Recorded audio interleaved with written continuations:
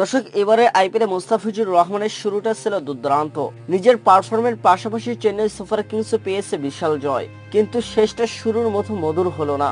দর্শক, আইপিএলে নিজের শেষ ম্যাচে ৮ শট বোলিং করে উইকেটহীন ছিলেন মুস্তাফিজুর রহমান। চেন্নাইয়ের হারের তিক্ত স্বাদ নিয়ে শেষ হলো কাটার মাস্টার মুস্তাফিজুর রহমানের এইবারের আইপিএল মিশন।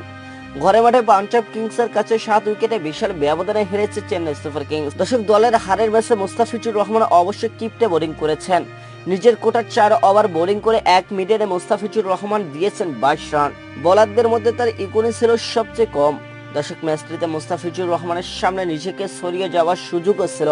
সেই সঙ্গে এই আসরের সর্বোচ্চ উইকেট শিকারীদের তালিকায় 1 নাম্বার থেকে পার্পল ক্যাপ নিয়ে মিশন শেষ করতে পারতেন কাটার মাস্টার মুস্তাফিজুর রহমান, কিন্তু উইকেটের দেখা না পাওয়ায় কোনোটাই হলো না তার। তবে জাসপ্রীত বুমরাহ ও হর্ষান প্যাটেলের সঙ্গে 14 উইকেট নিয়ে সর্বোচ্চ উইকেট শিকারীদের তালিকায় উপরের দিকে রয়েছেন বাংলাদেশে এই তারকা। দর্শক, রান ইকোনমিতে পিছিয়ে তার অবস্থানটা দ্বিতীয়তে, তাই পার্পল ক্যাপ নিয়ে মৌসুম শেষ করা হলো না তার।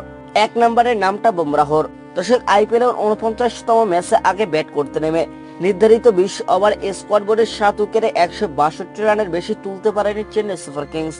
দলের পক্ষে সর্বোচ্চ 62 রান এসেছে ঋতুরাজ গাইকোয়াড়ের ব্যাট থেকে।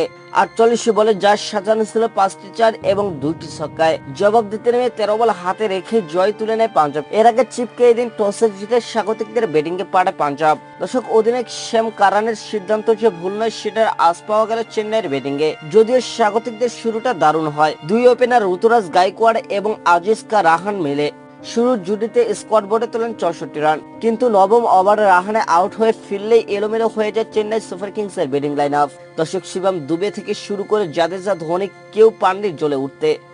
সুরতের বিপরীতে লড়েছেন শুধু ঋতুরাজ গাইকোয়াড়। তার লড়াইয়ে ভর করে কোনো মতে 150 রান পুঁজি পায় চেন্নাই সুপার কিংস, কিন্তু তা দিয়ে জয় পাওয়া সম্ভব হয়নি যে।